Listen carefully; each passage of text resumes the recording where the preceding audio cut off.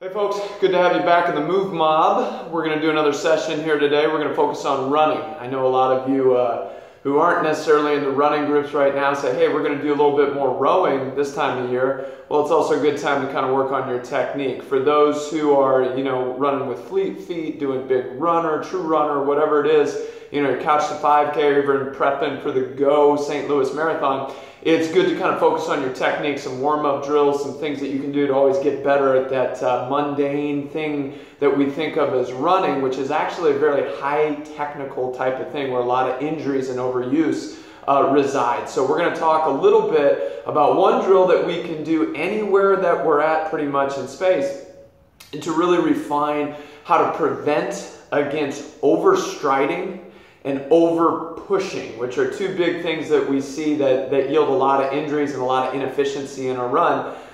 So we're going to focus on how do we pull and how do we stay compact to increase efficiency and decrease the likelihood for injury. Easy way to do this is thinking, hey, I'm in the gym or really I'm in the home, in the basement, wherever I'm at. I can really focus on my pull. And what I want to do is get in kind of my figure four position, get my realistic position here with my arms, thinking, hey, on this plant foot, I need to be nice and active and stable. But realistically, where everything comes from is more from here and on that back hamstring as well as far as my pull. So what I'm going to focus on here is just focusing on getting a good dynamic of a good pull on my right leg. Then I'll come over here to the left. And I'm going to do the same thing. Now you see, I almost had a little bit of a hiccup there going into that left leg. What we see a lot of people do is, number one, they can't even do that drill. They're all over the place. If you can't really do that drill, you have to understand what are the mechanics of a good pull and start there, maybe take a few steps back. If you do understand those mechanics, it's a great drill that helps you identify imbalance within the pull mechanism of your run. Obviously, I was a little bit, I'll say less than coordinated on my left side versus my right. That shows imbalance in my run.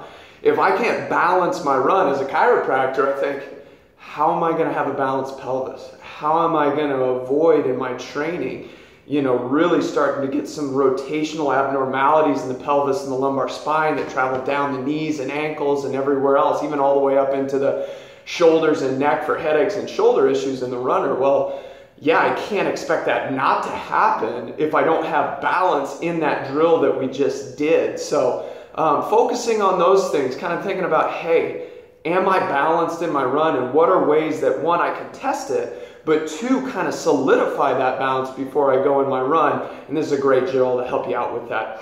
Hopefully that helps. Keep on running, but really respect running for what it is. It's a difficult thing that takes some mastery. So work these drills and get better.